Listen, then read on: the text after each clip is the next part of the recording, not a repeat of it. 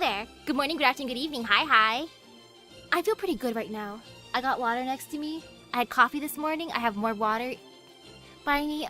Part of me wanted to eat something, but another part of me was too lazy, so I showered instead. Because I'm like, you know what? Let's just get something out of the way. Let's be productive. And showering is productive enough. I'll eat eventually. But I'm on my way to meet the queen, so woohoo! Intro. My plan, though, is to eat within the next 4 hours, hopefully. Like, might as well have my first meal of the day by 5 p.m. at the latest. Extra, extra! Extra from the deck! Da Vinci's Typhone is back! Thanks, Marine. Let Typhone rest up in her cage until we're done writing our response. Yeah, food is good, though Dad's cooking rice right now. And that takes a while to cook, and then it has to rest for like 10 minutes. Scans for hazardous substances and contaminants are clear. It's a report from Da Vinci. Direct to music. Holmes, if you would. I like how Gordy's just hiding behind Holmes. Very well. Let's take a look. I see. Oh ho, fascinating. Head to the fairy clans. Calamities. A mysterious fairy horse who goes by Redra Bit. Yes, this report has proven yet to be another scintillating array of tidbits. Care to read it yourself, Gordolf? Yes, of course. I'm Chaldea's director after all. It's my job to stay abreast of all of our latest developments. If you'll all pipe down, Captain, Marines, and Patifo, I'll read it out loud so you can follow along. Alright, to start off, let's go over what we know about Fairy Britain thus far. I did not expect Gordolf to be doing the recap. Oh, he's actually there, that's adorable! Fairy Britain, aka the 6th Lost Belt, is a dangerous place where no electronic devices can function. Oh, that is very dangerous. Misaki, Chaldea's resident master and special investigations officer. Her exclusive servant, Mash Kirilite. Our technical advisor, Leonardo da Vinci, and Tristan, a servant who was summoned out of nowhere. All set foot on Britain together.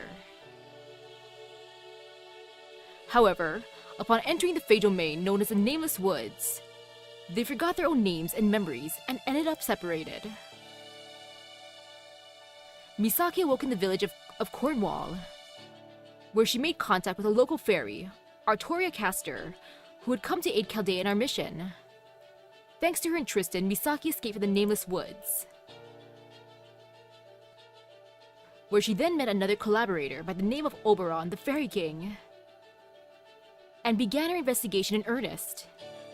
After reuniting with Da Vinci, Misaki began gathering information on Fairy Britain, with a focus on anything that might lead her to Mash Kirilite.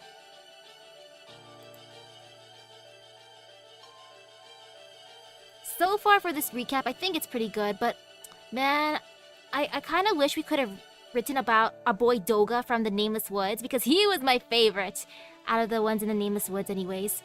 The only name I bothered remembering, because all he wanted to do was just eat food with me and play games. This Lost Belt's king is Morgan, a fairy who has been ruling this for the past 2,000 years. The fairies who populate it are divided to 6 clans, and they also control the human population. There are creatures known as Moors, who are the fairies' natural predators. There are also Tablin, fairy knights who possess the names of heroic spirits from proper human history. There are calamities that occur every 100 years, and great calamities that occur every 1,000. And there is a figure called the Child of Prophecy, who is said to be the one who will defeat Morgan. After undertaking the pilgrimage to ring 6 bells kept by each heads of the 6 clans, she will then go on to defeat Morgan and become the true King of Britain. Naturally, as you can imagine, Misaki would never let her do something like that on her own. So she proposed a partnership with Artoria Castor without even waiting for my orders. So now, we are obliged to lend the Child of Prophecy our full support in order to defeat our common enemy, Morgan. In the time since our last report, Misaki's team met up with Aurora, the head of the Wind Clan, had a run-in with Tamlin Gawain at a ranch for keeping humans. Fought Tamlin Tristan at an auction house, where they also rescued Senji Muramasa, a servant disciple of the foreign god. Met with Mirian, the head of the Wing Clan, and encountered Koyanskaya, cough cough my ex, and yet another new outfit. Oh, we specifically mentioned her outfit. I love it. This is great.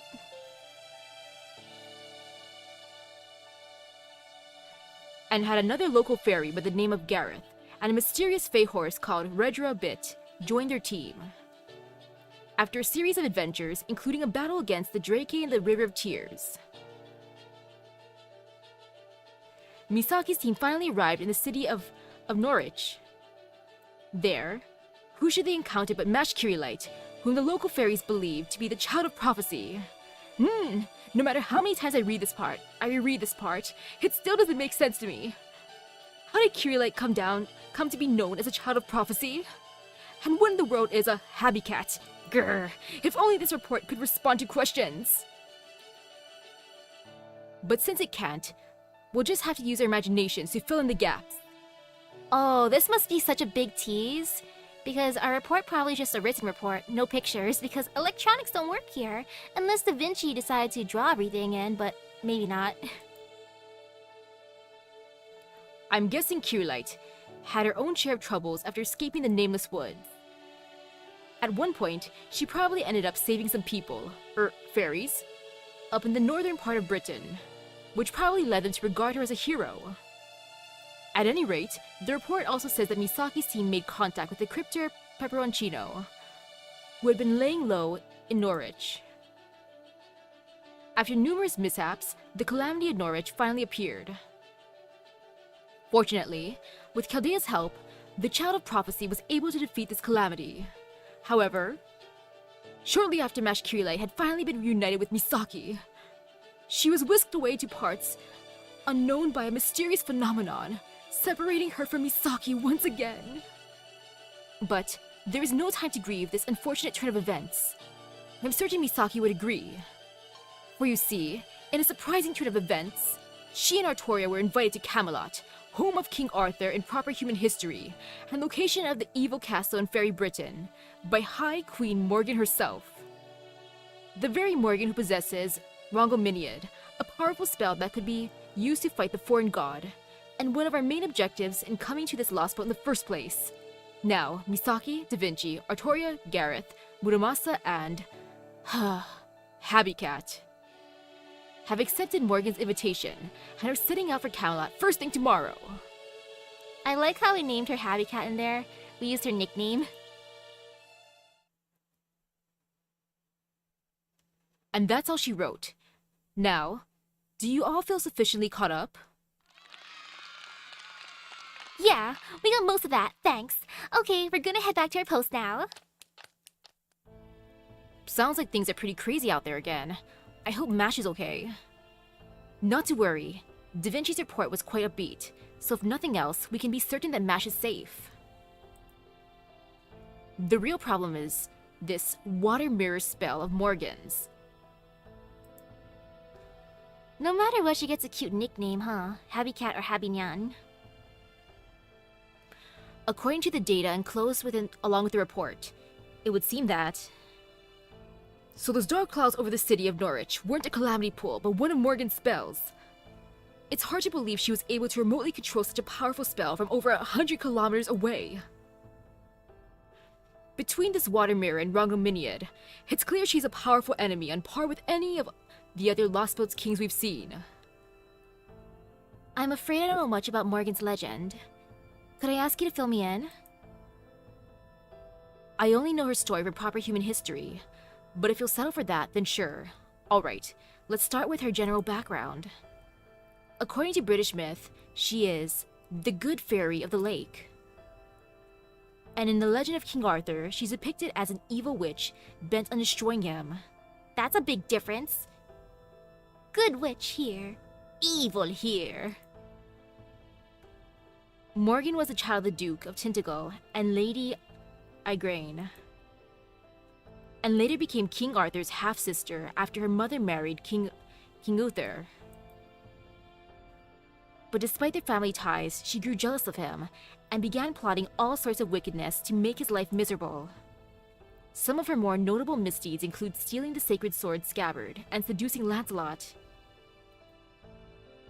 But the worst thing she did was trick King Arthur into impregnating her with Mordred, who she later sent to join the Round Table. Yeah, that probably is the worst thing. It's like stealing the scabbard. How dare you, sister? Or how dare you, stepsister? Seducing the bro Lancelot? Again, stepsister, not cool. But that last part, well... There are a lot of factors leading to the downfall of King Arthur's kingdom, but Morgan's definitely the one who tipped it over the edge. Paradoxically, there are also some who believe another side of Morgan was devoted to protecting King Arthur. Those theories claim that Morgan and Vivian, the Lady of the Lake, who gave King Arthur the sacred sword and protected him in death, are in fact the same person. Sounds like her lust for power led her to become a femme fatale who ruined an entire nation.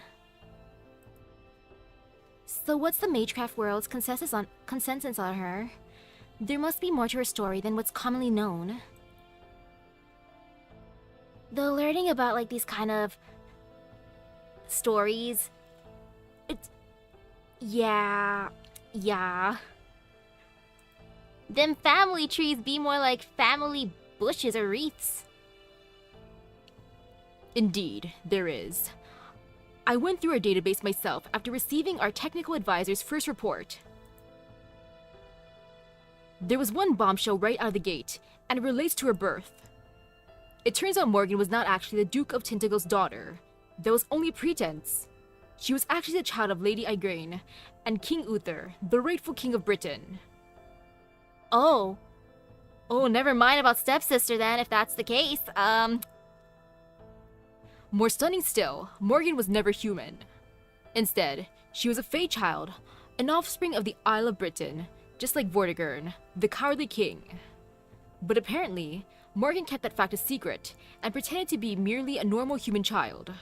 Still, with King Uther as her father, and in the absence of a rightful heir, she would have been next in line for the throne. But then, a rightful heir did appear. Once Artoria, King Arthur was accepted by the Sacred Sword and unified the lords of Britain under her leadership. Morgan stopped hiding her mystics, that is, the power of her Fae nature, and started poisoning Camelot every chance she could. She told herself, Artoria is nothing more than a human king, made so by other humans. I am Britain's true king. I alone deserve to inherit its mystics. This conviction of hers grew to the point that she eventually came to despise her father, King Uther. Her sister Artoria, and every human who refused to obey her. It was a major factor in her decision to try to destroy Britain. Why did King Arthur's once noble older sister, Morgan, become Camelot's greatest enemy in her later years? Apparently, that's the answer. Yup, even after she had settled in as a queen of Orkney, she still plotted Camelot's downfall from afar. Four of the Knights of the Round Table, Gawain, Gareth, and Agravain, were Morgan's children. Mordred was, well, I don't know if I should say this without them here. But some experts think they were actually a homunculus Morgan created, or maybe a clone of King Arthur. Particulars like that aside, it sounds pretty clear that she was an enemy of King Arthur. Though, man, if those are her kids... Gareth and Agravain... And actually, no. Gawain and Gareth I could see as siblings. Just because of how they look. But Agravain... he would be... way off. Particulars like that aside... it sounds pretty clear that she was an enemy of King Arthur, and a witch who tried to destroy all of Britain. So, what about the supposed side of her that was focused on keeping King Arthur safe? An excellent question, Captain. There are numerous Arthurian legends, and each of them describes Morgan differently. One claims that she was King Arthur's noble sister, another claims she was a Lady of the Lake, yet another claims that she had been a goddess of Britain since ancient times. Needless to say, each claim would seem to rule the others out as a possibility. Common sense would dictate that one of these theories is correct, and the others refer to someone else entirely. But I believe that they are in fact all true, and that Morgan was possessed of three aspects. Do I think King Arthur existed? Sure. Like, why not at some point in time? Like, heck, a lot of stories that sound really, really epic, those people could have existed. It's like Pixar didn't have it, but nah. It'd be fun thinking of that. Given that she was born under supernatural circumstances, I surmise that her human side, her fairy side, and part of her that was Britain's own avatar all existed simultaneously. But as these parts of herself are essentially irreconcilable with a single entity, I suppose each of these aspects became an independent being. One was her human side, Artoria's kind older sister, Morgan. Another was her fairy side, Vivian, the Lady of the Lake. And the third was the avatar of Britain, Morgan Le Fay. If we assume that to be the case, everything makes sense. The Knights of the Round Table, then, did not bring her to justice because she was both evil and good. Now I see. Okay, I'm convinced. I wish we could have seen, let's say, an Agravain here. That would be fun. Assuming we don't. Like, yo, imagine Tamlin Agravain just for the funsies. Then again, Gareth is normal, but there is Tamlin Gawain, so why not Agravain? And that other one whose name I don't remember. But hang on. Isn't Vivian another name for Nimue? The fairy who imprisoned Merlin? Yes, it is. Morgan is both King Arthur's rival and Merlin's greatest enemy. Well, based on how she's treating Tamlin Tristan, I bet Morgan's a decent mama. Or at least the one here. When it comes to her daughter Tristan anyways. The other, not sure. Though Merlin was the one who taught Vivian magecraft, her infatuation with him eventually led her to despising him, and ultimately sealing him away. The heck? Vivian, you sound kinda yandere. She loved him so much that she had to lock him away. To do so, she employed a great bounded field in the form of a sarcophagus spell, inscribed with the words, "Only those free of sin may pass." As an incubus, not even Merlin could escape it. It was a spell from the Age of Gods known as Garden, which should only be used by the avatar of a mystic. While it's still unclear how much this lost belt's Morgan has in common with Morgan from proper human history, it would seem prudent to assume that she has more weapons at her disposal than Rongomedian alone. First it's the Lion King in Jerusalem, now it's Morgan in Fairy Britain, huh? I swear, why are we always getting mixed up with Arthurian legends? I mean, I can understand it in this case since we're in Britain now and all, but still! I mean, what are we gonna do if Albion shows up next? I don't even think the Stormborder would have a chance. Albion?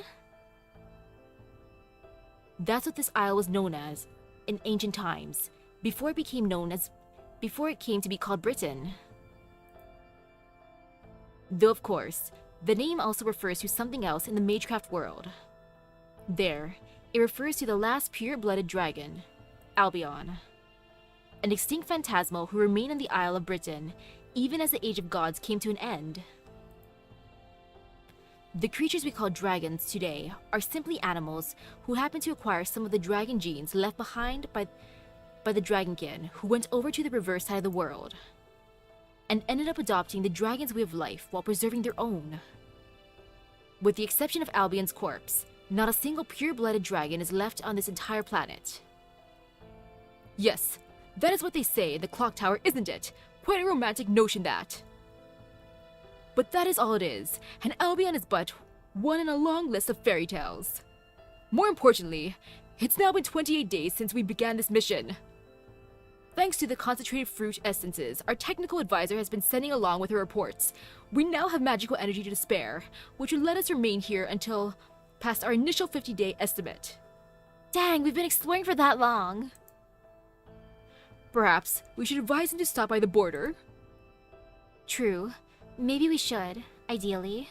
I was hoping to complete this mission within 30 days, but that's clearly not going to happen.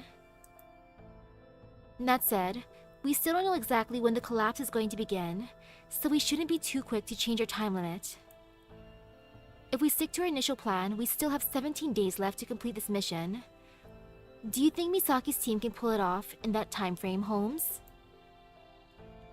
Well, according to Da Vinci's report, it would seem the circumstances are nearly all in place.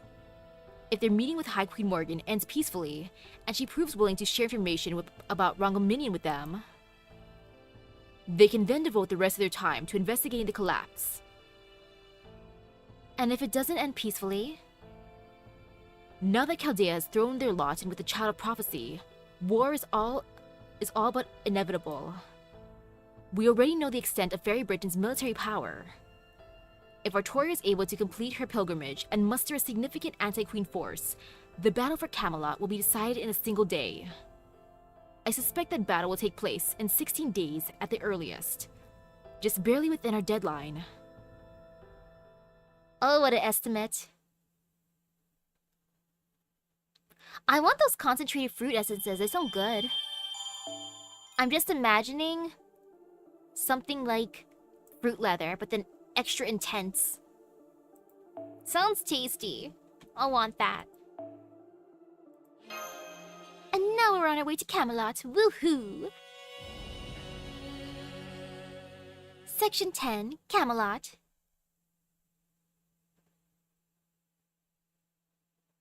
I can hear people singing the Child of Prophecy song in the streets. I shall speak now of future, of the end of the Isle of Mystics, which came to be known as Fairyland. Let the innocent return, here stands the Queen's unknowable castle. It falls, like rain, like ash, it vanishes, like snow, like lies. Our desires languish, deferred, even now we dance in the palm of the Queen's hand. We require now only a little more patience. After 2,000 years, the dawn shall bring the child who will be our salvation.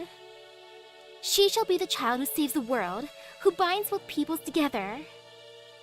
Even if her light begins but as an ember, even should no one see it, she will become as a flame to draw moths.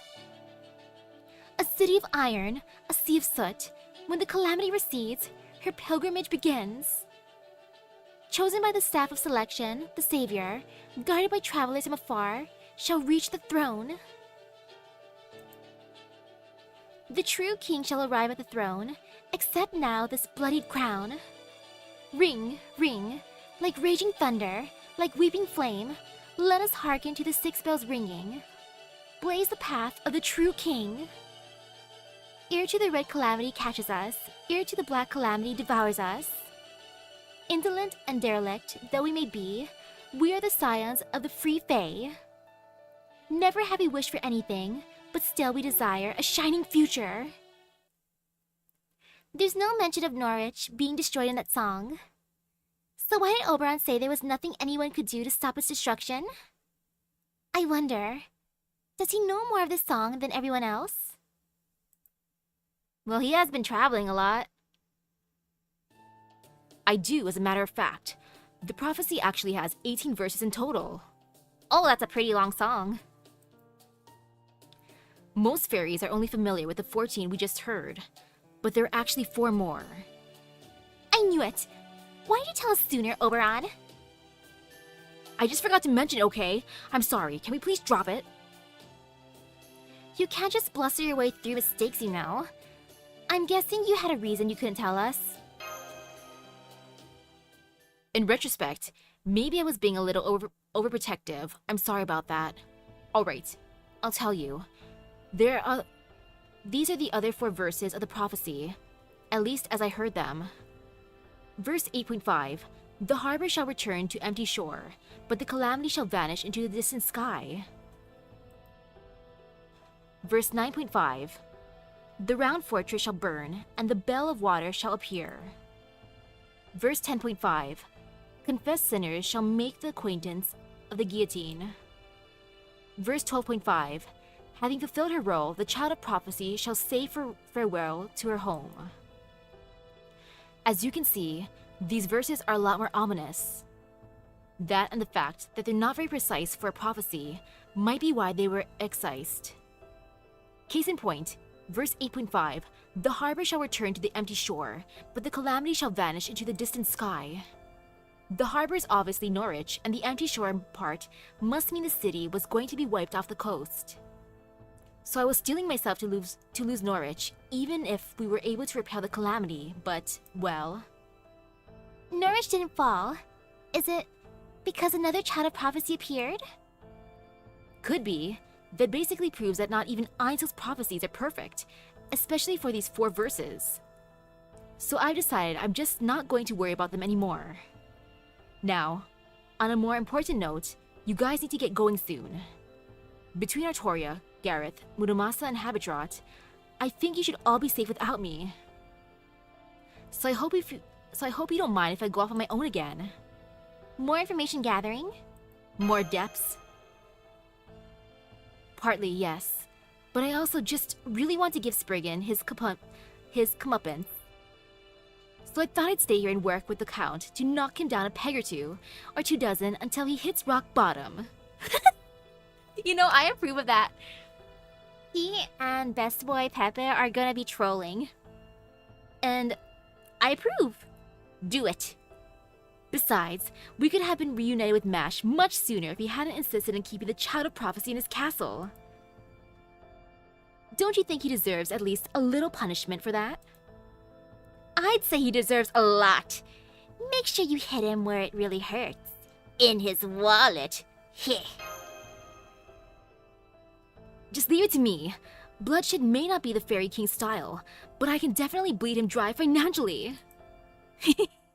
I approve of this.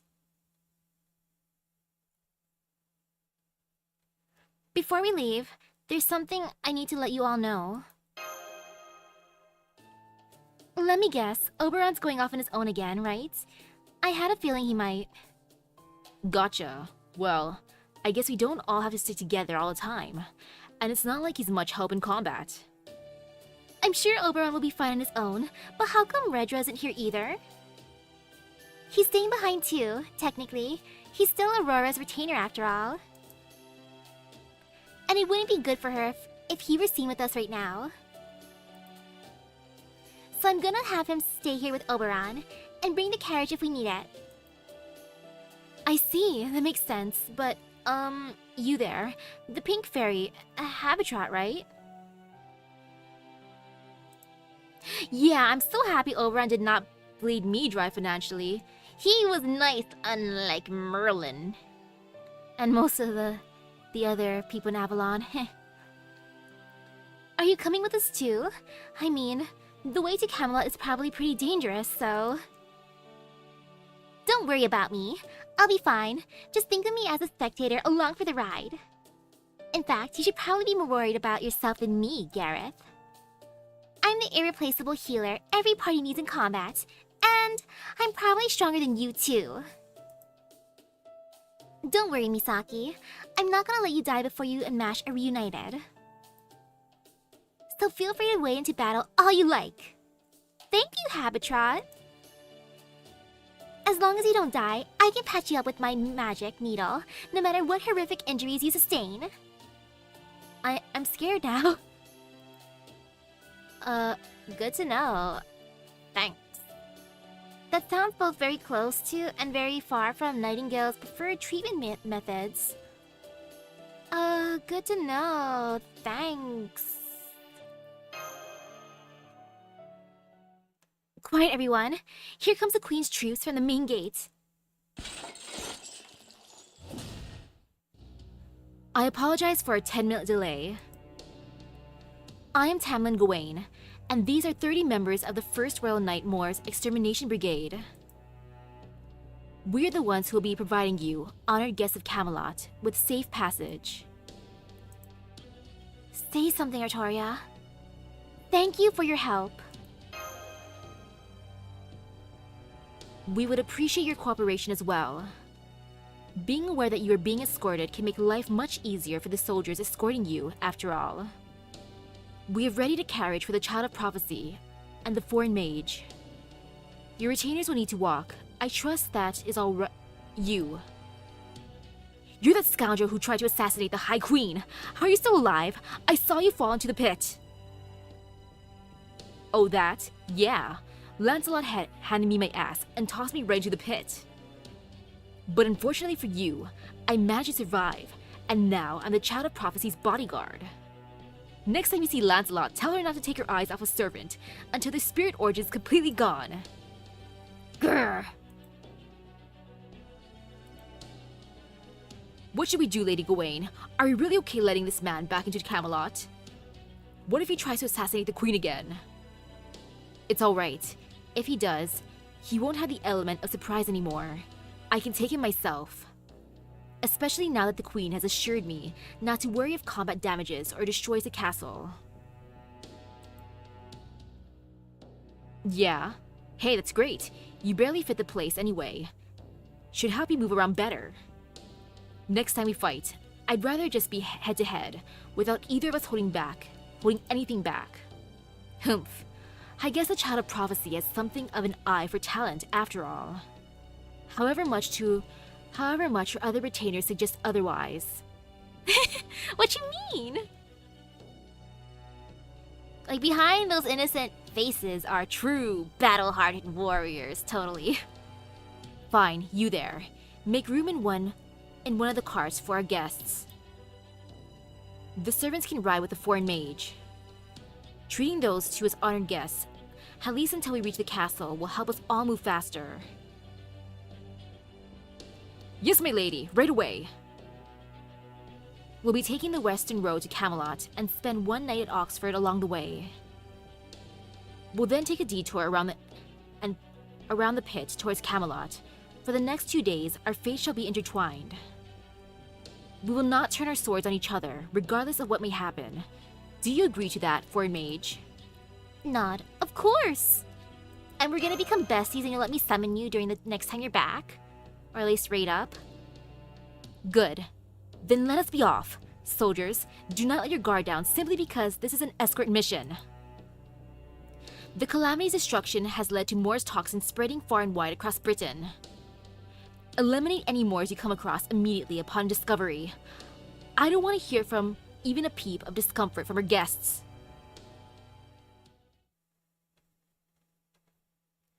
Thank you, Morgan, for sending on the bestest escorts. I'm happy. Like, having Gawain as my escort, I feel safe, and I want us to bond so I can summon her next time.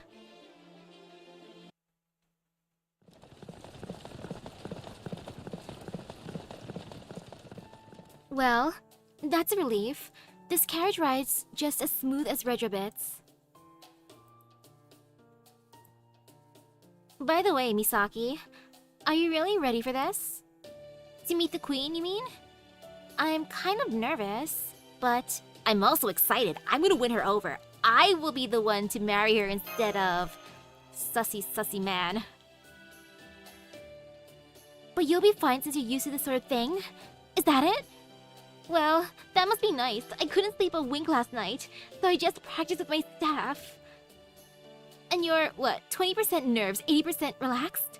How can my servant be so much better than this, at this? It's not that, Artoria. Misaki is just as nervous as you are. She just had enough experience with situations like this to understand the value of staying calm. Masters need to give orders to and watch out for their servants after all. So while Misaki might not be able to fight on the front line herself, she's very good at keeping cool under pressure. Really? So you've met a lot of other kings then? Yep, I sure have. And some goddesses too. I even wrestled one back in the day. So you'd think I'd be used to this sort of thing by now, but nope, not even close. By the way, I heard something interesting about Tamlin Gawain back in Norwich. Apparently, she was the first fairy to be made a Tamlin during the era of the High Queen. About 200 years ago, during the 1800 of the era of the High Queen, there was a huge outbreak of caterpillar moors in central Britain. That calamity later came to be known as the Caterpillar War, and it was Gawain who put a stop to it.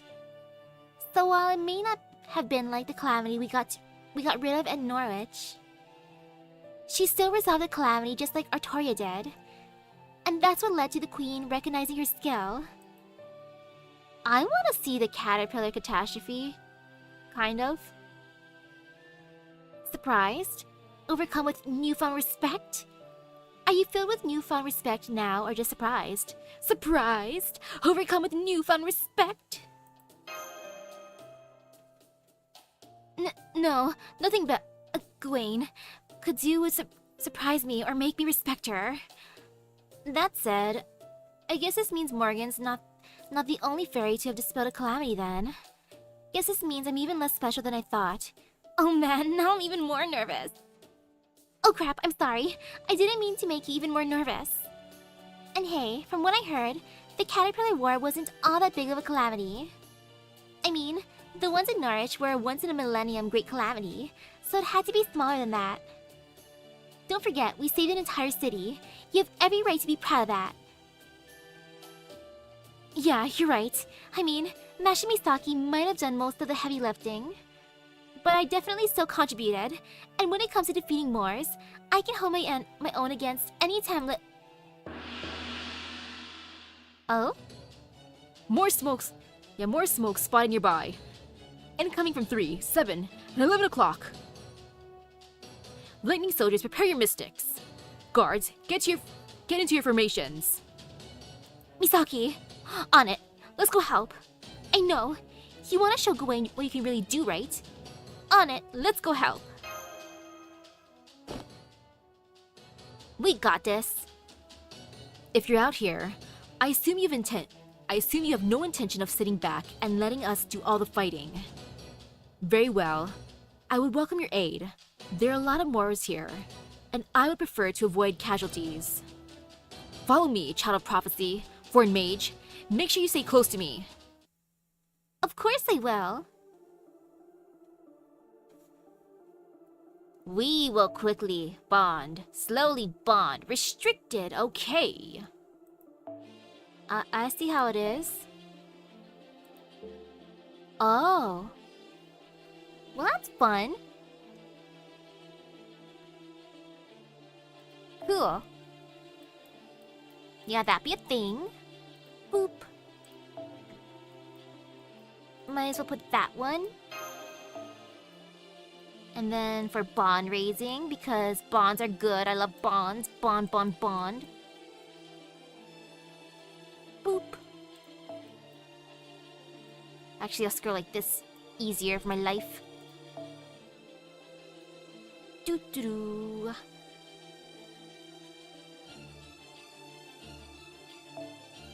What did I put on here?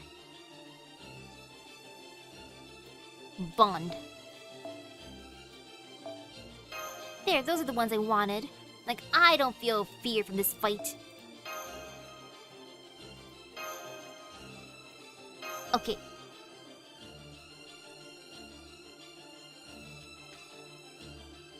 Like, how bad can this fight be? It's a simple fight on the way to the queen.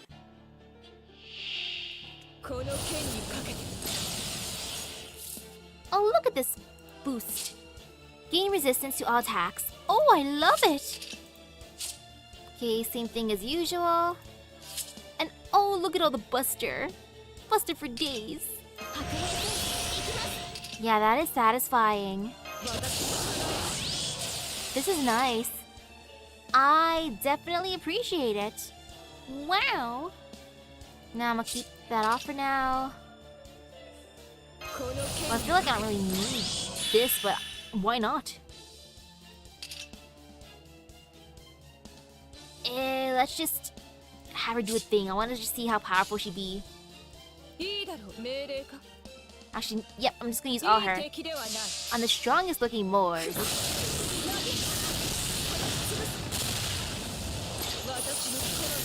Great job!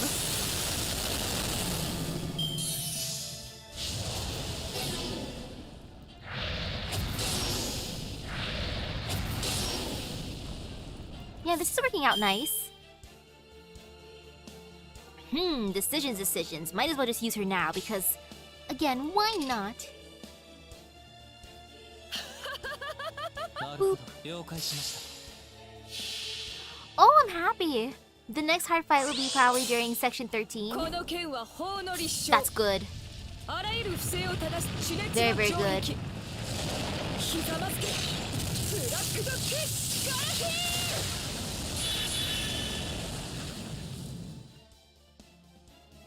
Hey, that was nice.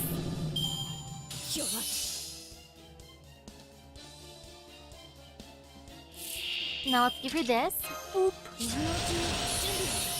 Take that, Tamlin Gawain. Oh, she's so cool. Boop. あれはいつか見た終わりの星。どれほど遠く汚れても、私は星を探すの Filming で her す。 someday would be さあ、 nice. 幕を開けて、アラウンドカリバーン。 And now for the damage. Do the thing, Arjuna.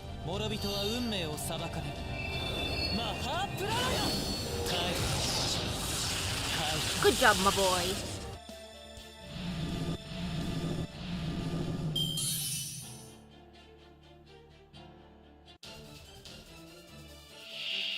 Oh, now it's a big boy. That really is a large Morse. Yep, it lives up to its name, alright. Large Morse. 負けないぞ。ここで、 Keep showing, please.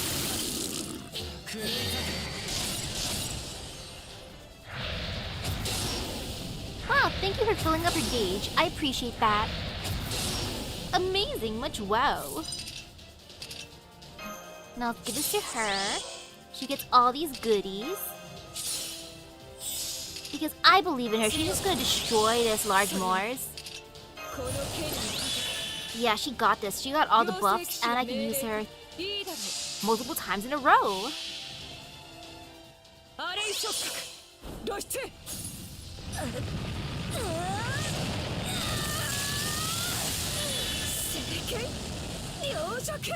Bunk.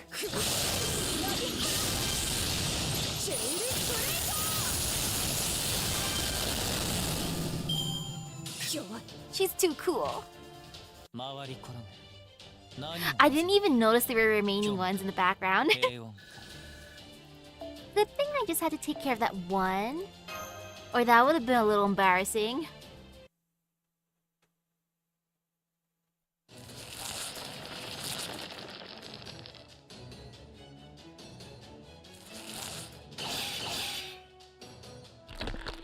Oh?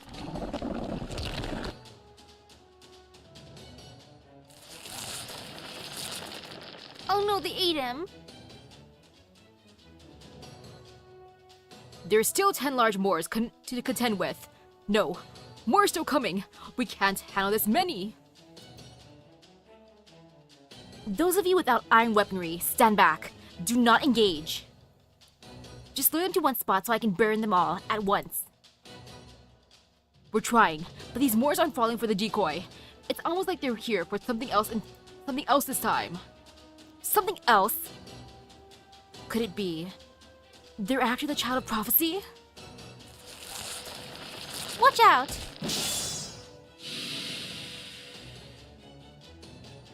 You. No need to thank me. We're all fighting the same battle here. Now, what are you gonna do about this? Any seasoned general like you ought to know when it's time to retreat. I hate to admit it, but he's right. I could either abandon the carts and have my soldiers retreat, or I could have the guests go on ahead. No, I'm a Tamlin. Retreating from the Moors is not an option. but they refuse to cluster in any one spot, so they're clearly being wary of my Galantine. They just destroyed the rearmost cart. Rearmost cart? What do we do, Happy Cat? Oh man, what's good having a Tamlin around if we still have to fight ourselves? Ugh, she sucks at this. Why would you give massive amounts of literally unbridled firepower to someone who's already crap at holding back? Oh well, what's done is done. No use complaining about it now. I may not much like fighting, but walking all the way to Camelot would be even worse. Ooh, hello? Come on, Gareth. Let's go take out all the little Moors and leave the big ones to Tamlin. Welcome. Okay, I'll do my best. I've gotten more used to fighting Moors, so... Happy Cat? Are you seeing this blue streak of light? It's heading straight for us from Camelot. That's the same light I saw at Sheffield. Uh-oh. Forget eliminating all of them. Retreat. Keep the carriage and the first cart, and abandon the rest. Hurry. Lightning soldiers, defend the guests. Royal Guard, retrieve the luggage from the other carts. Hi. I'll keep the Moors occupied until...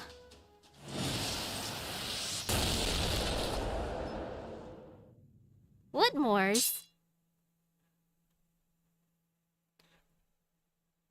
What are you doing here, Lancelot? I didn't ask for your help. I don't think you need my help either, but the High Queen commanded me to come. Hostile detected. Eliminating. Stand back, Elaine. Taking out individual targets is my area. Tamlin Lancelot, you were the one I wanted the most. At first, anyways. Someday. Oh look, at least I get to use her here. It's like I have my own.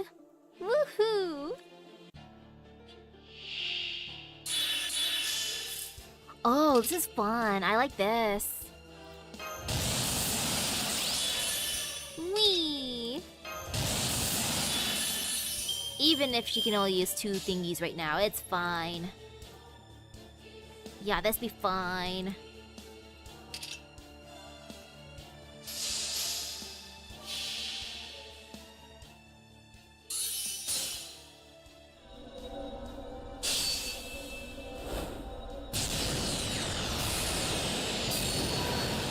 But yeah, look, check out my adorable Lancelot right here. Look at how cool she is.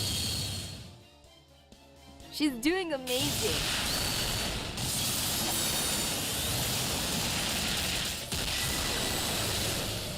Great job at punching them. Ouch.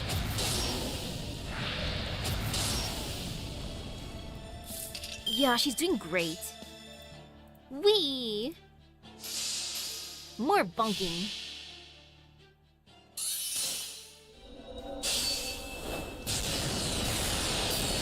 I know, right? She's so serious. She doesn't want to even say anything.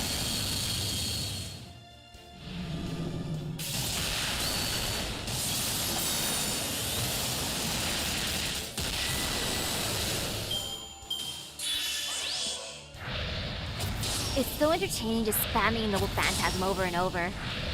Heck. Let's end the fight with a Noble Phantasm too, because why not?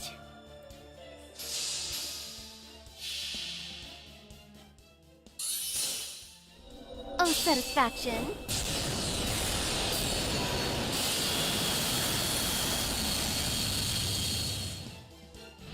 Woohoo!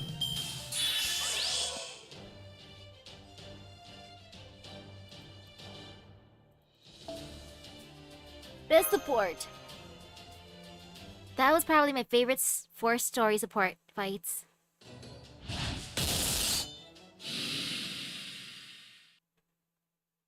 Whoa, she just flew in here out of nowhere and utterly destroyed them. She's like a fighter plane in fairy form. Whoa! All Moors have been destroyed. Brilliant work, Lady Lancelot. So this is what they mean when they call you the undefeated Dragon Fairy, the most beautiful Tamlin in all of Britain.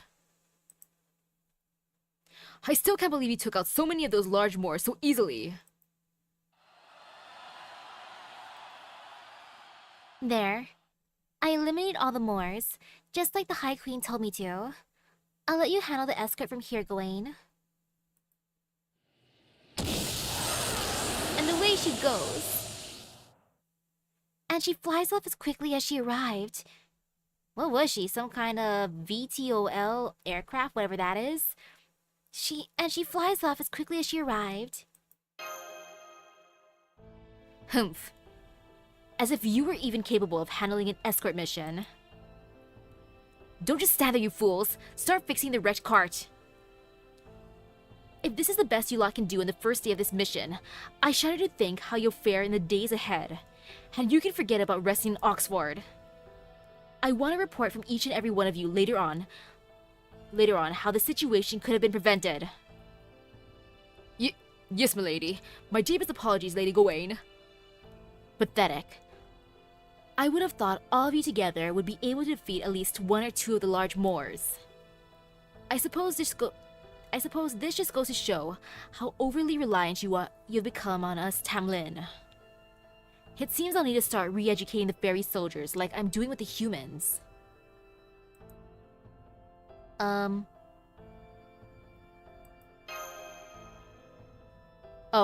my apologies. I appreciate your help. Sorry again. I never did ask your name, did I? I wasn't authorized to do so. But now that you've aided us in a dangerous predicament, that is no excuse. I'm Gawain. What is your name, foreign mage? I'm Misaki. Hello, ma'am.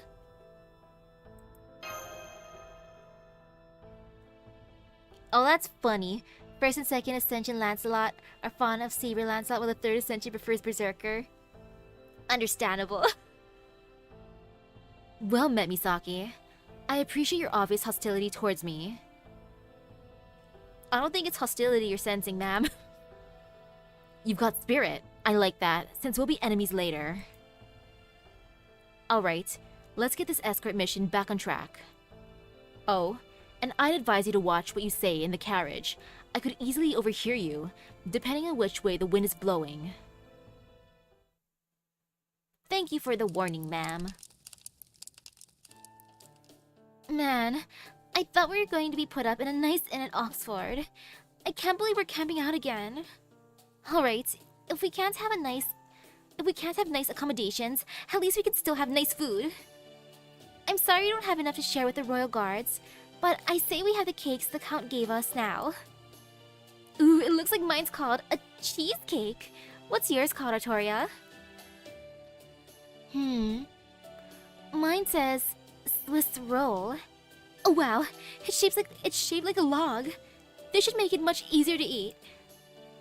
That's so thoughtful, the Count. You proper human history people are also considerate. I guess you could say that. Not sure I agree, but yeah, why not? So I guess you could say that. Sweet yam, Yogon. How the hell did he manage to make this here? Well, he gave everyone different stuff. I wonder what I got. Some tea would go real nice with this.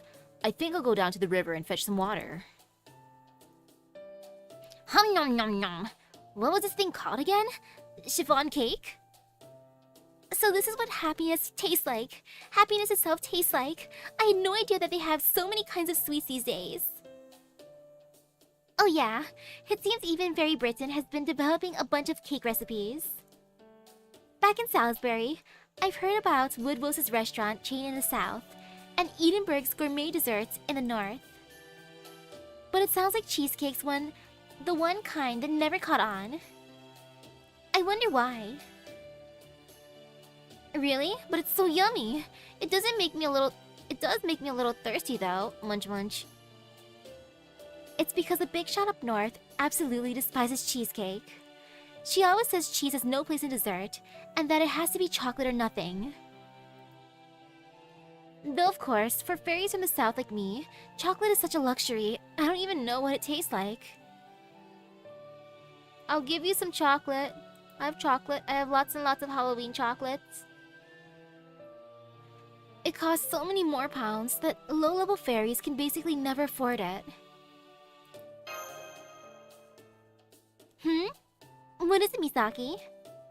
I'm gonna go make a little peace offering. Oh yeah, this is what I would do. Hey girl, you want some cake?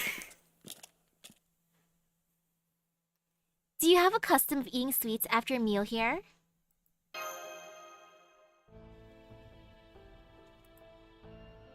I don't usually care for sweets. If I'm going to eat something cooked, I'd rather have meat. So no, I will not accept that. But, please, just a bite. But I can see you have something to discuss. Go on then, have a seat. You want to talk to me about Lancelot, right? Very well then. Ask me anything you wish to. Actually, I wanted to ask about you. I see. You're trying to figure out my true name. Pointless. But I can at least respect your willingness to try anything you can. Come to think of it, I still haven't properly thanked you for your help earlier today, have I? Come, sit. If you wish to talk, I can indulge you for a short while. I manifested in Britain 400 years ago. I was meant to be the next generation, the successor of an upper-class Fang clan fairy in Norwich. Except that I didn't look anything like my predecessor. Even though I'm a Fang clan fairy, I was born resembling a Wind clan one. No, if anything, I look like a human. Some suspected I might be a changeling. Others said I was a curse from the battle against the Moors that took place 600 years ago. Maybe I am, maybe I'm not. I don't know the truth, and I don't care either. I earned the honor of becoming a Tamlin when I ended the Caterpillar War.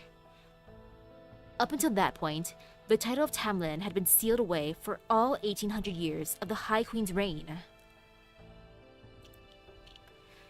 In case you don't know, the Tamlin title originally belonged to the Britanniers of Aesk, who was said to be Britain's savior in the Fey era. The first Tamlin was called... I'm sorry, I actually can't remember her name. At any rate, they met their end in Orkney. After that, the Queen forbade the naming of more Tamlin. But she decided to revoke her own seal to exterminate the endlessly spawning caterpillars. Thus, I was gifted the name of Sir Gawain, which is said to be the name of the Knight of the Round Table of a foreign land, and gained the means to strengthen my horn. My Galatine. I believe you call it a noble phantasm. While I'm confident it is every bit the equal of Sir Gawain's original, I'm just as confident I can't hold a candle to the real Sir Gawain, the Knight of the Round Table from proper human history. That sounded pretty significant. Huh. I didn't think she would have so much respect for the Knights of the Round Table. But never mind. I shouldn't be talking about the Round Table. I'm told it's creepy when I do so for some reason. Let's see. What else can we talk about? I know. Let's talk about the war against the Moors. This war took place a millennium ago, along with one of the great calamities, during the 1000th year of the era of the High Queen. It was a time when the Moors had a king and an army, and waged war against the High Queen and 5 of the 6 clans. Apparently, this king was something of an odd duck. He never attacked fairies or killed humans.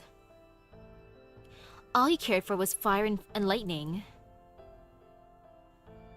He would gleefully destroy anything, and then only for the joy of watching it burn. He reduced cities and forests to cinders, raised the ground before him, and summoned rain clouds just to hear their thunder. Some fairies called him the Storm King, at least until the High Queen forbade anyone from speaking that name. The war against the Moors King lasted for decades, until finally, the Fang clan brought it to an end. Wood woes. a fairy who had recently succeeded the previous head of the Fang clan at the time, was the one who dealt the final blow.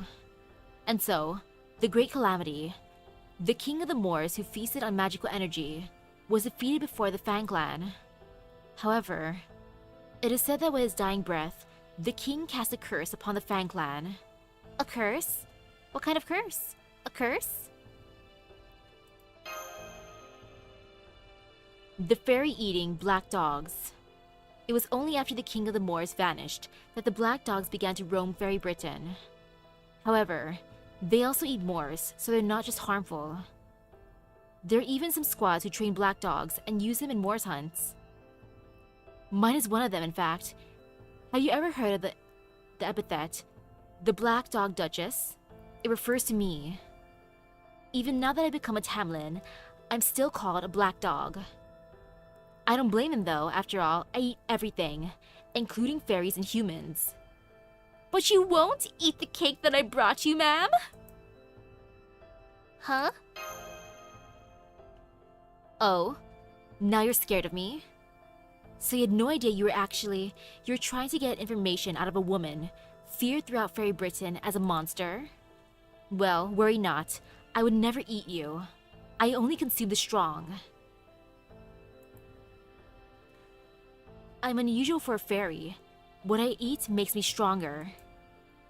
In fact, I can inherit any unusual powers or abilities the fairies I eat may possess, though with limits on capacity and compatibility. And right now, I'm still full on the foul weather, the Great Earth Clan Fairy. I needed his sacrament for the Caterpillar War.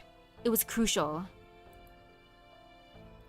But he had holed up in his fortress in Cornwall and refused to come out. It's like, come out, sir. If you don't come out, I'ma go in there and eat you. It's like, what a silly threat. Oh wait, it's not a threat. So I challenged him to a duel, defeated him, and devoured him. Alright, I think that's enough time spent relaxing after dinner. Go back to your camp now. Nice talk. Thanks for talking to me. I thought you'd be more of the strong and silent type, but I'm glad I was wrong. Thanks for talking to me. I just wish you would eat the cake that I brought you. I'm used to talking with humans. In fact, my current husband is human. Oh, she's married. I'm sorry, ma'am. No wonder you did not accept my cake. Really?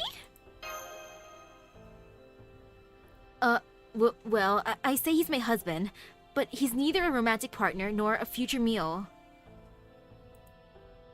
He's just a guest I'm putting up in my mansion while he recuperates. Still, you do remind me of him, in both your lack of fear and your innocent curiosity. Alright, back to your camp now. My soldiers and I will take turns keeping watch. Don't stay up too late. We'll be setting out early tomorrow morning.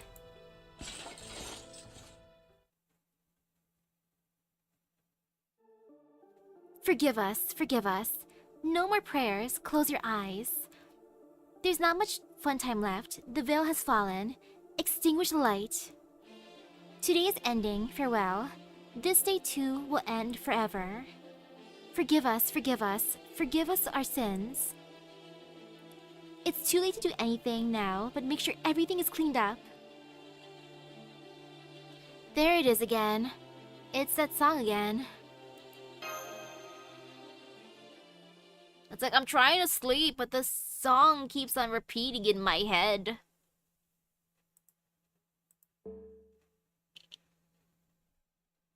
And now, data update real quick. Run, foe, run! Please.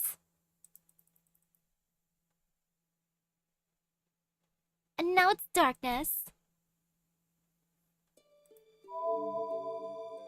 Okay, slowly loading in.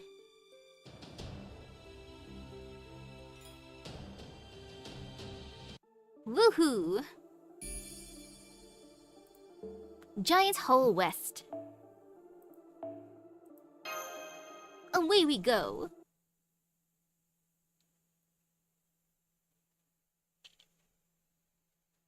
Now it's nighttime again. Oh, it's daytime again. 2 days after leaving Norwich, day 30 in Ferry Britain.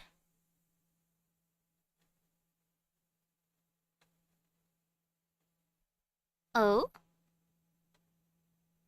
So that's Ferry Britain's Camelot. Well, Tamlin Gawain says that she likes strong people, so I'm just imagining like the most... like some sort of super duper buff muscly dude. Someone probably terrifying like Baki's dad. From like the Baki series. So that's Ferry Britain's Camelot. I've never seen it from the other side of the pit before. It's definitely impressive, isn't it? So that part we were seeing from Oxford must have only been the back of the castle. I thought it looked more like a wall than a castle, but now it looks more properly royal. It's got one urban area around the main gate, and another one inside the ramparts. I'm guessing that's to separate the general populace from the upper crust? Don't let the gate fool you. The side facing the pit is... actually, the castle's front. Really? So the big fancy gate is actually the back gate? Oh no, that's the main gate. Sorry for confusing you, Gareth. There's no way into the castle from the pit. You've got to go through the gate to get inside. What about fairies who can fly? Couldn't they just zip inside? Nah, it ain't that simple. There's a magecraft barrier around the front of the castle, the side facing the pit. If you ever fall in there yourself, you'll see there's a ton of gun ports all along Camelot's walls. And you don't usually put cannons behind a castle, right? So we can be pretty sure that the side facing the pit's the front. So that would mean, if Morgan's not worried about an attack from the main gate, then... So that would mean... Misaki! Gawain's glaring at something up north. Whatever it is, she's obviously upset about it. You're friends now, right? Go on, ask her what it is. Okay. She's really insistent about this. I wouldn't say we're friends. No, we're friends, we're besties. I would say more than besties, but she already got a husband, so maybe not. What is it, Misaki? Are you suddenly having second thoughts about entering Camelot? It's not that. You're wondering what's got me so upset? Can't you see for yourself? That's Knocknare's army up north. Knocknare? Where? I don't see her anywhere. Alright, you're too short, aren't you? What a shame. Well, no matter. It's none of your concern anyway. Are you kidding? Of course it is. Muramasa, can you build us a watchtower or something? Anything that'll let me and Misaki see what's going on. Well there, hang on. Before you go to all that trouble, how about using one of my handy dandy gadgets first? Here, a spyglass. This'll let you see at least as far as Gawain can.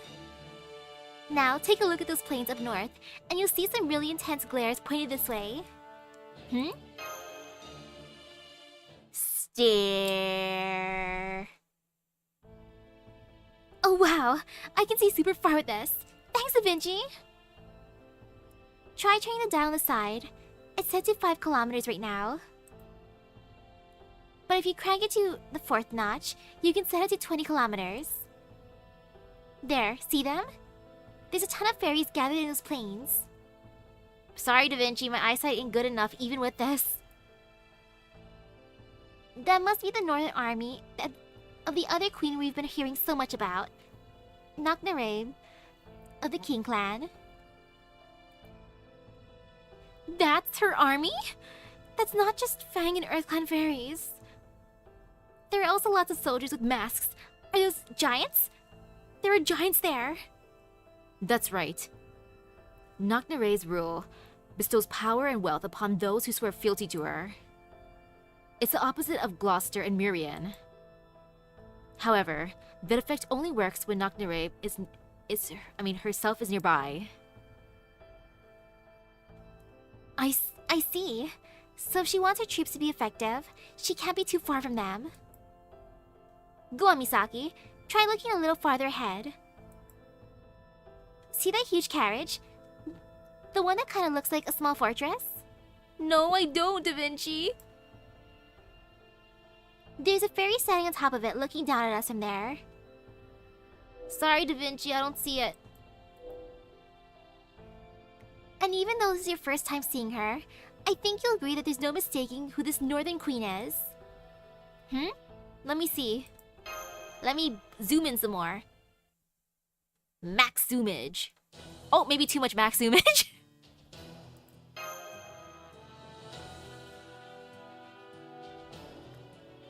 I like how it's panning from like down the top. I zoomed too far in. Yeah. She does seem a bit familiar. Well, that's definitely a very Celtic bodysuit. Yeah, she does seem kind of familiar.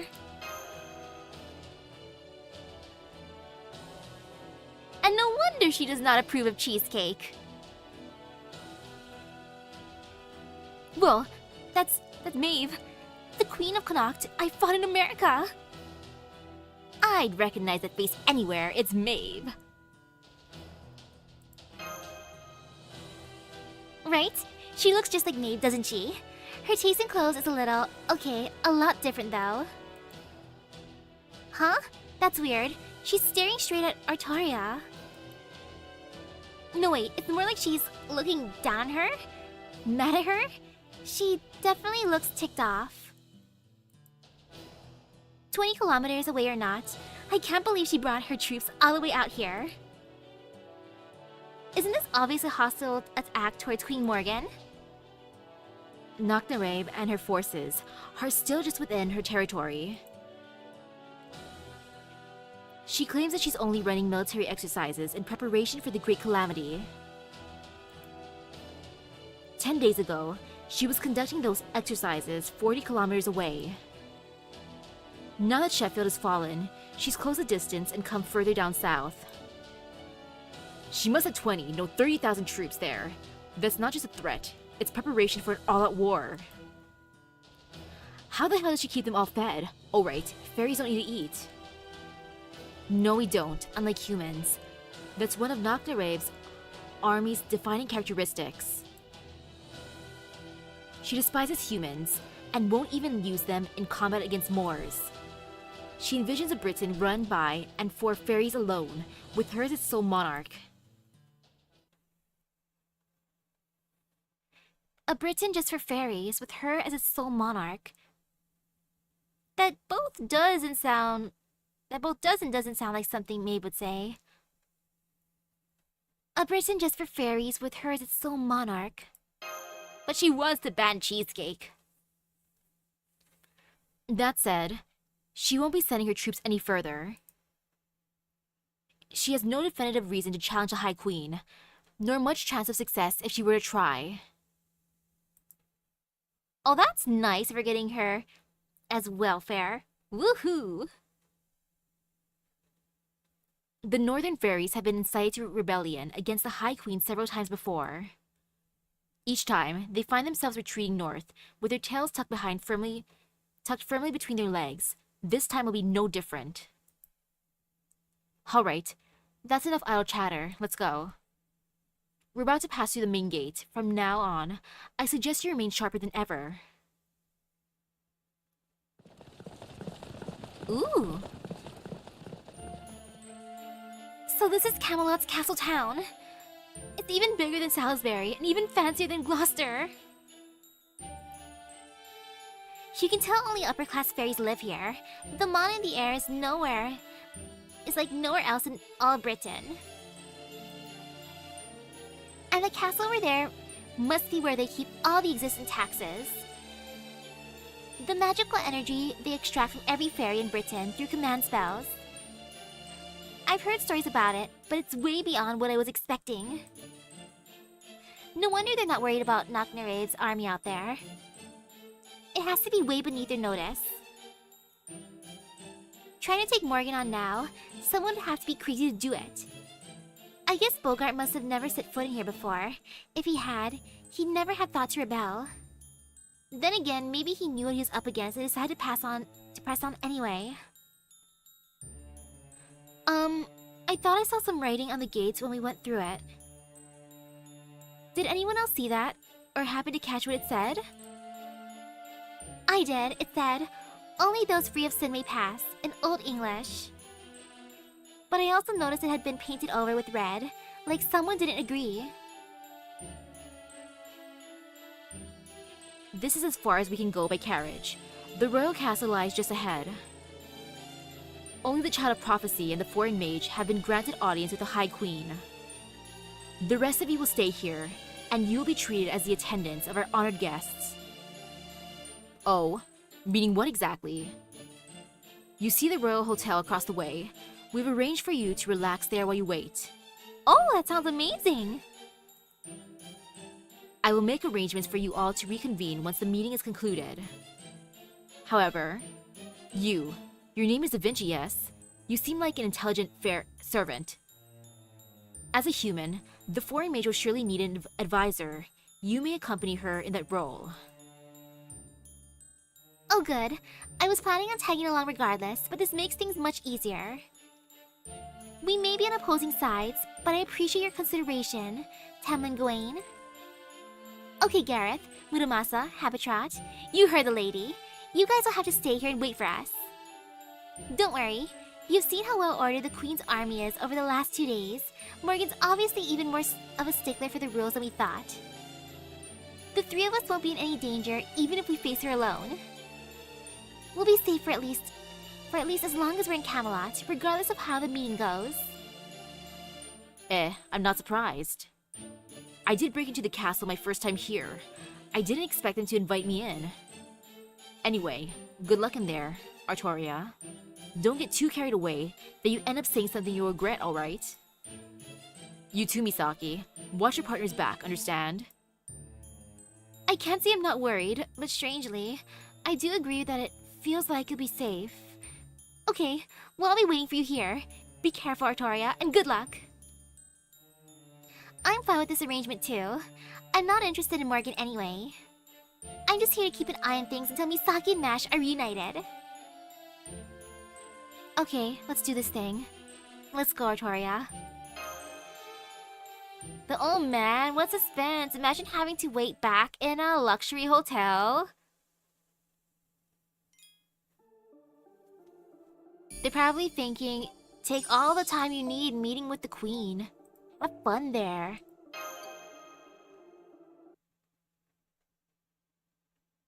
I want to see the hotel now.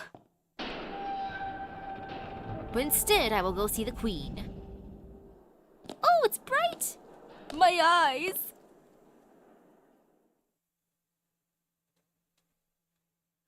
I like how it looks kind of like some sort of clam with a pearl.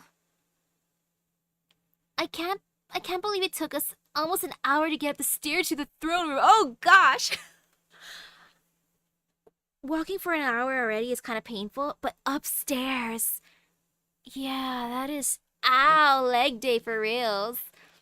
So this is Camelot's Castle Keep, the Queen's throne room. I'm gonna focus on the walk. Oh, leg day.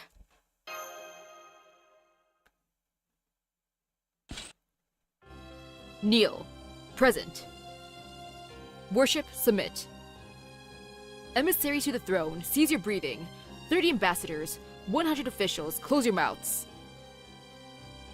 You are in the presence of High Queen Morgan, the king who expands our boundaries, and upon whose shoulders all of Britain rests.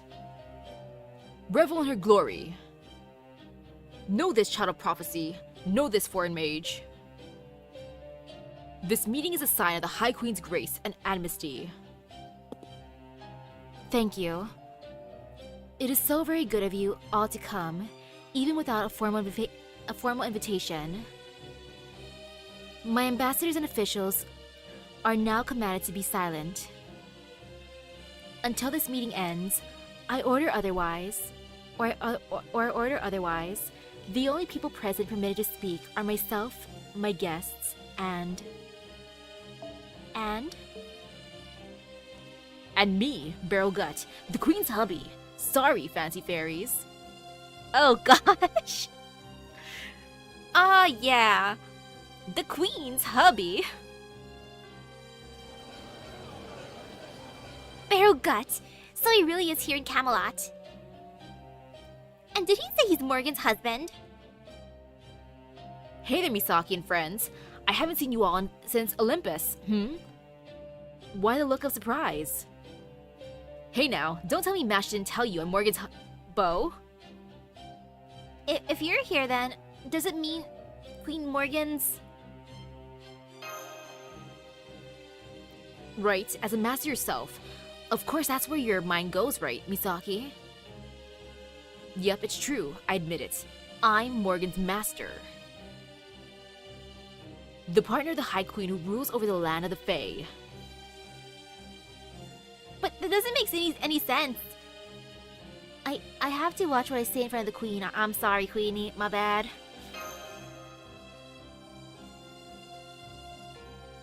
Artoria, I give you permission to approach. Raise your head. Okay. True, Morgan is the first crypto servant I failed to summon. Meaning I gotta actually try for her this time because I want to steal Barrel's wife. All the others, I just took by coincidence. But Barrel, I want to spite him. I see. It appears you truly are the child of prophecy. And you must be the foreign mage. The master of Chaldea, seeking so desperately to restore what you call proper human history. Yes, I am. Your efforts in Norwich, though commendable, were necessary. Still, you did well, eliminating the calamity. I will therefore reward you accordingly. Typically, I would compensate you in the currency of my realm. However, I understand the source of your magical energy is spatial magical energy occupying values, you refer to as QP, which are derived from viewing magical elements as particles, correct? Sure, if that's what QP is. I just think of QP as money. I trust 100 million of these would suffice. Take them. Whoa, if she's actually gonna give me that money... Thank you, ma'am! That much? And wait, does it mean you have a QP mint here?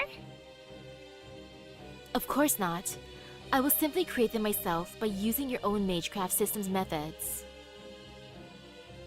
I have nothing more to say. If there's nothing else you wish to discuss, then our business is concluded. Artoria, Misaki, if either of you would ask questions of me, now is the time. But be warned, though you are my guests, careless words may cost you the status and the protection it affords. Artoria's withering under that gaze, not that I can blame her. Looks like it's up to me to speak up first. I will speak up first. Ma'am, will you let me summon you? So you will speak up first then? Very well. You are indeed brave. Tell me, conqueror of 5 lost belts, what is it you want? To summon you, ma'am. I mean, Chaldea's goal is to resolve the bleached earth phenomenon. Yes, I am aware of the situation in the outside world. Barrel Gut has informed me. But there's been another anomaly detected in this lost belt that we need to resolve first. Oh? What sort of anomaly? Using the ability similar to Einzel's ability to prophecy, we've observed a future depicting a cataclysmic collapse. We don't yet know what causes this collapse or how it will actually happen. But if it isn't stopped, it'll spread across all of Britain and ultimately destroy the entire planet. That's why Chaldea came to Fairy Britain. We need to investigate this collapse and prevent it from ever happening. Now that the Tree of Emptiness is gone, we have no quarrel with this lost belt. Our goal is to stop the world's collapse, that's all. I see. So you say you have come here not to conquer our world, but to save it? Is that all? We also want a divine construct we can use against the foreign god. That's right. We're hoping to acquire the sacred lance Rangominiad, the incredibly powerful spell you cast at Olympus. We would like you to provide us with either a mystic code that lets us use that spell ourselves, or the magecraft theory we can use to recreate it. Olympus? Foreign god? What in the world are those outsiders talking about? And how can they be so reckless, making a demand of the High Queen of all people? Heh. Yes, I know the weapon you seek. I also believe you when you say you have come to save Britain. And so I will say this to you. You and your proper human history will come to a miserable end. But why? This collapse you've observed will be the result of me expanding my territory. I shall be the one to put a true and final end to your history. I would never willingly surrender my divine construct to you, my mortal enemy. Misaki, arrogant child. Yes? To save your world, you will have to defeat me. What you call proper human history cannot be saved otherwise. Is that your way of declaring war on us, Queen Morgan? Proper human history and my realm can never coexist. If you wish to save your world, you will have to win it from me. No, I really thought she might be willing to listen. Now we have to fight after all? Ooh, hello? That goes for you too, Artoria. Accursed child of Einsel's prophecy. The year's end will bring a great calamity. It shall once again destroy every fairy in Britain. But fairies do not learn, ever. No matter how many times they die, they will always be born anew. As long as my castle remains intact, Fairy Britain shall always be reborn, even should all Britain burn. Your Majesty, are you saying you only protect your kingdom, not your citizens? Yes, I offer fairies no salvation. I shall defend my land, nothing more. With all the magical energy I have stored in this throne, I have nothing to fear from the great calamity. Furthermore, only a chosen fairy can sit on this throne. You are neither like other fairies nor that foreign mage. You have been chosen. You are neither a rebel nor an invader. You are the staff of selection's chosen wielder. By accepting my invitation, you have proven yourself the true child of prophecy. You and you alone have the right to bring me to justice, fairy sent from paradise. Ooh, hello? How am I? Pretty decent. A little hungry, but I'll eat soon enough. Even should you fill the oceans with blood you shed in battle against me, you would be innocent of sin. If you wish to save Britain, you must defeat me and claim the throne for yourself. Go on then. Fulfill that absurd prophecy if you can. You should know better than anyone else that you have no choice. Then it would seem our discussion is concluded. I am pleased we now understand each other. I know, right? Who wants a nice peaceful resolution where everyone goes home buddy-buddy, with no bloodshed? So on that note, you guys are stupid enough to come here with nothing more than faith in people's innate goodness and honor, and now your negotiations have completely broken down. You didn't realize you could leave here without a fight, right? Of course not. Misaki, Artoria, get behind me. I thought this might Be silent. Unintelligible screaming! Good job, Morgan. Punish Barrow. Even now, these are my honored guests. I will permit not so much as a hair on their heads to come to harm, nor will I allow even an insult to their pride. until they have left Camelot. Translation, you gotta be shitting me! Sucks to suck, Beryl. Beryl, I like your wife. Forgive my husband's insolence, child. Daughter of Tintagel, so long as you remain Artoria, I shall not recognize you as my enemy. As long as the bells of pilgrimage remain unrung, my lords are forbidden from attacking any of you. However, if she does start ringing the bells, Han officially declares herself the child of prophecy. then and only then shall I name her, along with Chaldea, my enemies, and marshal my army against you. I therefore advise you to think very carefully before beginning a war you cannot possibly win. Now, stand down. I am certain there is nothing left to say. Except, ma'am, let me summon you. Or is there? Where did you take Mash? Mash? What is that? That's the name of our companion. The one you swallowed up with your spell you usually use to get rid of calamities. She's a demi-servant with the spirit origin of Galahad, the Shield Knight. Since you named your talent after one of the Knights of the Round Table, other Knights of the Round Table, I'm sure you must know that name too. I see. That explains it. Yes, I hold your knight captive. Where is she? I see no reason I should tell you. She is my trophy. No, Morgan. I gotta fight you now. Because you took Mash.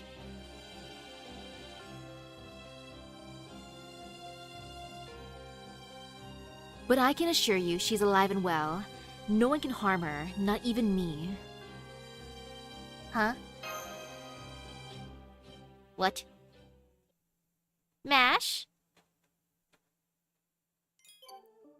It'll be kind of funny if they lock trap in the hotel. Like instead of a prison cell, she's just in like the fanciest hotel suite. Well, we made it back outside the castle safely, but at least we have a small lead on Mash now. But yeah, we made it. Mash. Yeah, it wasn't much of a discussion, was it? Morgan's cool. It's still oof that we have to fight in the end, but I love how Morgan punished Beryl. That was just great. She basically just told us we're enemies and threatened to show us no mercy if we dare to defy her. Yup, can't say it was a very productive thought, or productive talk.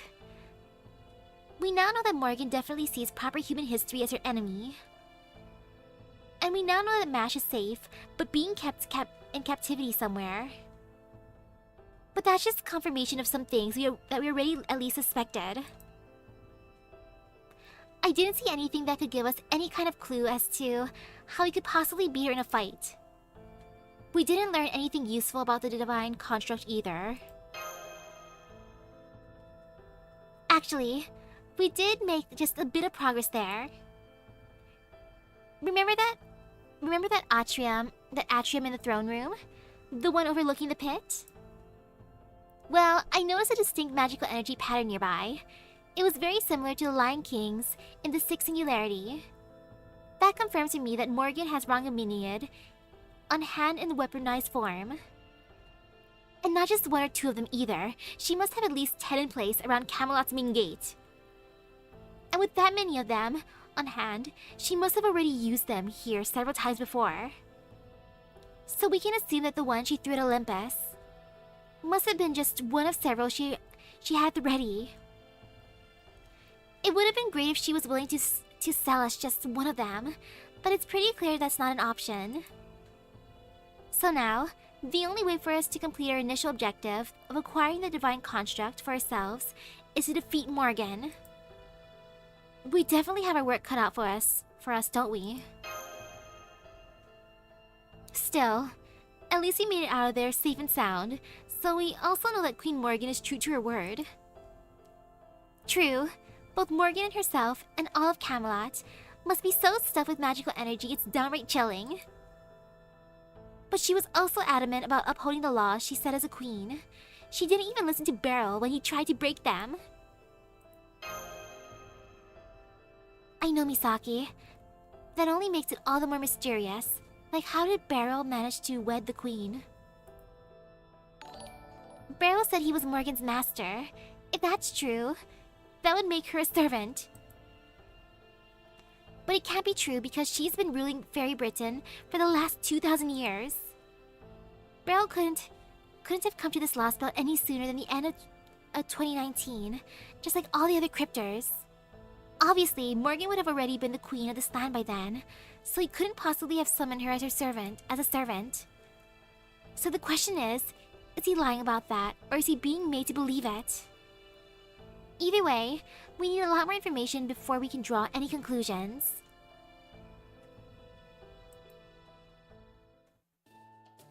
Oh hey, they're back. Guys, over here. Welcome back, Artaria, Misaki. I'm glad that Morgan is the one with Mash, though.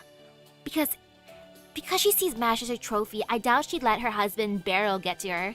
Which is good. Protect Mash from Beryl. So how'd the audience go? What's Queen Morgan really like? Was she terrifying? Was she strong? Was she really 10 meters tall? I mean, anyone would take Tristan in as a daughter must eat nothing but other fairies, right? Well, she definitely seemed like a queen. Cut that out, Gareth. Can't you see the Child of Prophecy is doing her best not to spoil your fun? The truth is, the queen was completely ordinary, right, Artaria? Isn't that what you want to say? Huh? I can tell. I'm an expert at reading fair maidens' minds, after all. Don't worry, Artaria. It's okay to be yourself. I don't know how much about how maidens think, but being yourself is good advice. Deep down, you're a stubborn shrew with a fierce competitive streak, right? If anything, you're probably thinking something like, the queen, I could take her any day of the week. Give me 1,000 years and I'd probably be way stronger than her. I wasn't thinking anything of the sort, and couldn't you at least make it 100 years? Okay, 100,000 years. Guess we won't be getting any cushy carriage escort back to Norwich, especially after they basically kicked us out of town. I wasn't expecting the way back to be easy, but now that it's time to go, it's looking harder than ever. If they'd just given us at least one carriage, we could have had a nice, comfortable ride back to... Oh, hello! Fancy running into all of you here! I was out taking our new carriage for a test drive, and I just happened to find myself in Camelot. Seems like fate to me. Go on, get in, don't be shy. It is fate! Oberon, you sly dog! You were totally aiming for this, weren't you? Oberon. You were totally aiming for this. Yup, I figured you'd be finishing up around now. I take it your audience with the queen's all done now. I'd love to hear all about it, but first, we should probably get going before our presence here gives the queen's army any ideas. Hello everyone! I'm glad to see you haven't been tempted by any other carriages. Say hello to our new and improved carriage. It's now got 6 passenger seats and 2 sleeping berths. With this bad boy, I can promise you all a more comfortable journey around Britain just than ever before. Wow, they spent the past few days making the carriage even better. Oh gosh, I wonder how much money they spent. Oberon's depth gets greater and greater. You'll see. They don't call me Redra Homestretch Bit for nothing. That's great to hear about the carriage, but why are you glammed up too? Once I told the fairies in Norwich that I was a Child of Prophecy's attendants, they were delighted to absolutely pamper me. The Earth Clan fairies whipped this armor up for me during the celebration snort. I see. Well, that's nice. I just hope you're ready to pay it for yourself. Yep. Payments. Pain.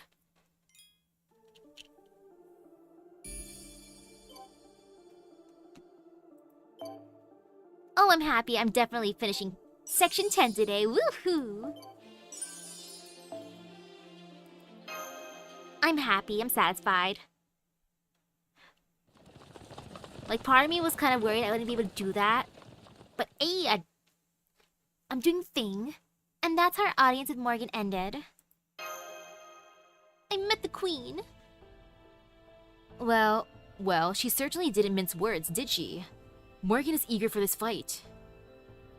I'd hope there might be some way to broker peace if Chaldea and the Child of Prophecy met with her together, but she obviously never had any intention of giving up her throne to the Child of Prophecy, the true king. And that's not all. Morgan doesn't even plan on saving Britain. She just said she was going to expand her territory and destroy the outside world, right? I was already pretty sure that was her plan, but I didn't know that's how she planned on pulling it off. But after hearing about your meeting, I think I've got it. She's going to use the Great Calamity herself. How so? Remember, the water mirror spell she used at Norwich? That's what she always used to get rid of calamities before. Isn't that right, Habitrot? Yep. She doesn't usually break it out at that massive a scale, but the teleportation spell is one of her go-tos. So even if Misaki and Mash hadn't gone to such extraordinary lengths, she would have still made the calamity disappear. Or rather, she would have made it on her own. She would have made it her own. I think Morgan's been trying to acquire the calamities for herself. Gotta collect them all. I don't blame her. If I had the ability to collect calamities, I think I'd do that too. And if she is, then must mean she's able to harness their magical energy and use it as her own. That's the magical energy she's going to use to overwrite Misaki's world, proper human history, and make it her territory. She's going to take the curse meant to destroy the world of fairies and use it to destroy the world of humans. That's her plan. She's not going to stop the Great Calamity. She wants it to happen. So, instead of getting rid of the Great Calamity, she's going to use it as a weapon? Even though she has more than enough power to banish it, like she did in Norwich?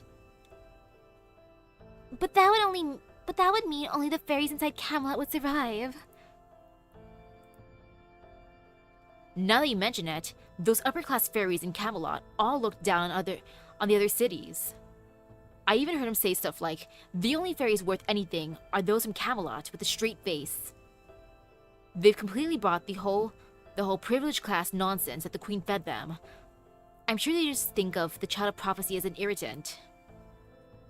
I know the queen said she wouldn't consider us her enemies until we ring one of the bells of pilgrimage, but she's also married to Beryl, right? Apparently so, she's married to him. It's a good thing Oberon showed up with the carriage when he did, because there's no telling when he might have sent troops after us. You said it. First things first. We should put some distance between us and Camelot.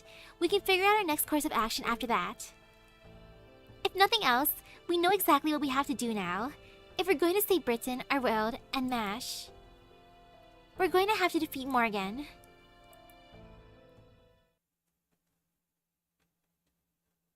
Several hours after the meeting at the empty throne room.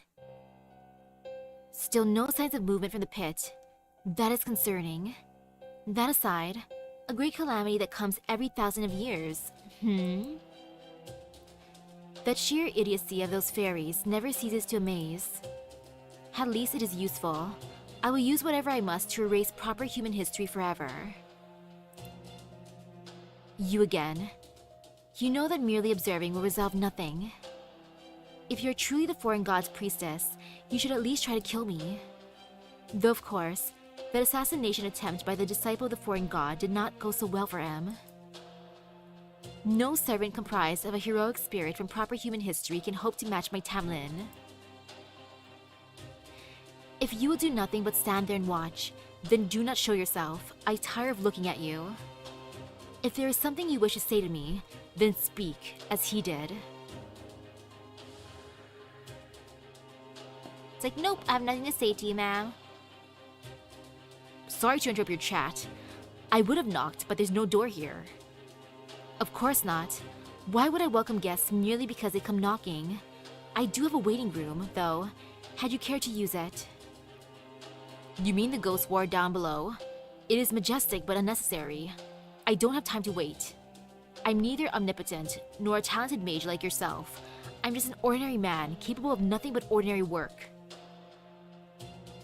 Truthfully, I should be avoiding places like this where I have no business in the first place. Your actions defy comprehension. It'll be funny if the Chaldean just faces away from everybody he talks to. It's like he could wear a mask, but no, he's just gonna be mysterious like that. You're clearly from Chaldea. You are on the side of proper human history. Well, the foreign god means to wipe the slate of human history clean. I could end up destroying it before she gets a chance. Is it not why you're here, to stop me? No. If you can really destroy it, go ahead. What? True. If left to your own devices, I'm sure you will indeed destroy this planet and erase humanity. And that is preferable to the foreign god achieving her goal. Your goal is to wipe out proper human history so you can expand the land of the Fae and rule as its queen. I can't approve of your goal, or your approach to pursuing it, but I do respect what you've accomplished. So I will neither try to interfere with your plans, nor lend Chaldea my aid. If you should succeed in rendering this planet a lifeless husk, I have no objection. If you are not here to interfere, then why have you come? You claimed you had no time to waste, did you not? I came to see what you've created here. It deserves at least that much. Hello? I did miss Gordolf until I saw him for the recap. You saw the Tree of Emptiness for what it really was, and instead of fearing it, you used it yourself. You grasped Chaldea's summoning system instantly, and made it your own. Those are truly exceptional accomplishments. There are scant few who have ever approached your level of godlike genius. Now do you understand, High Queen Morgan? I came here to praise you. I cannot imagine there is anyone else willing or able to give you the accolades you deserve. Humph. Your estimation of my magecraft skill means nothing to me. If anything, it sounds snide. Now, if that's all you have to say, then leave. This world is soon to be mine. There will be no place in it for either the foreign god or a beast. So Morgan wants the world, huh? Her theme song would be World is Mine. I know. This was the last chance to intervene anyway. Even if I did try to get in your way now, it wouldn't change anything. If my aim were to stop what is happening here, I have come 2,000 years too late. Your history is perfect. Your script is complete. While you did make a mistake with Tristan, your victory is still close at hand. As one who has stood in this very position, I want to applaud you and the path you've taken.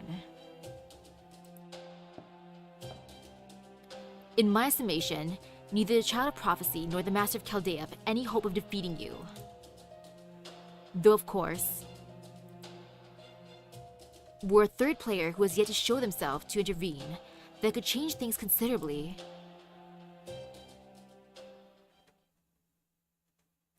Oh my, another player, huh?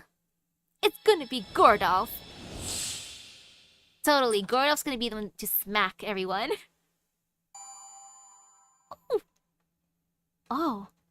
Oh, she actually did give me 100,000, Cupid. Well, ma'am. She is a lady of her word.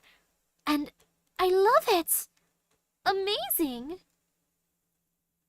I like how chill Morgan is, even though the Chaldean entered without permission. She's just like, whatever. Speak. But this is just beautiful. 100 million. Morgan, I love you.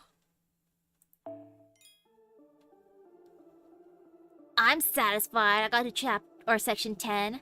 I want to try one multi-pool for Ibuki. I did try something earlier, like after I got my monthly tickets and stuffs. She said no, but I'm gonna give her at least one more 10 pull. Let's do it. Yeah, this should be fine because I want to save up for the Gura Guras.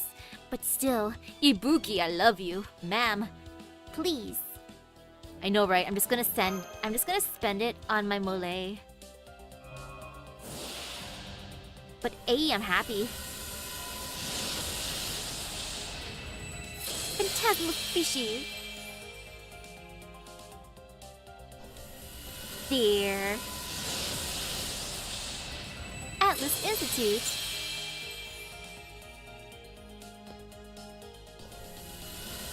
Who's next?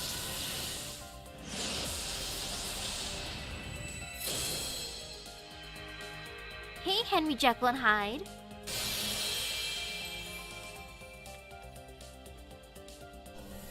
Oh, Ibuki. Please. I don't want to have to wait till your summer self. Reality Marble.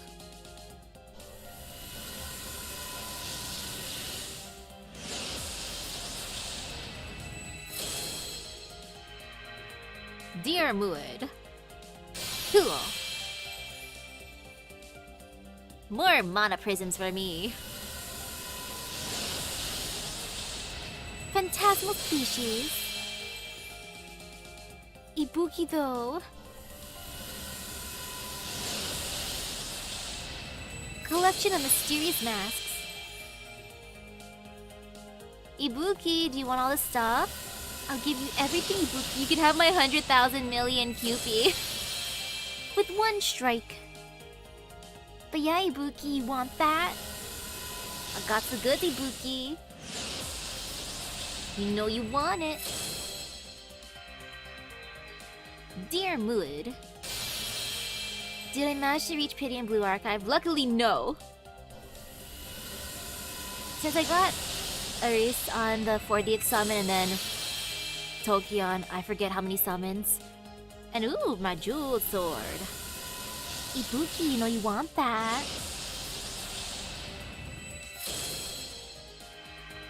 Hey Billy, have you seen Ibuki around? Tell her to join my crew. It's okay. I did use up a bunch of my luck, so this is understandable. I got my 1 4-star out of this. Even if she has her own store, I think she'd like multiples just for collection purposes. But this represents my luck. Yeah, I think I used up my luck for the week just based on this pool. As you can see, I got 3 stars and 1 4-star, just 1. But hey, yep, my min roll. Yeah, I'm not gonna summon until tomorrow, if anything. But yeah, with that being said, thank you for stopping by the stream. I hope everyone has a great rest of their day and epic gacha luck.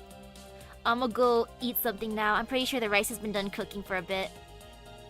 And I doubt they eat it all that fast. I'm just gonna get a bowl of rice, slap on some kimchi and little dried fried fishies that's in the fridge. So I'll see you guys later. Bye bye!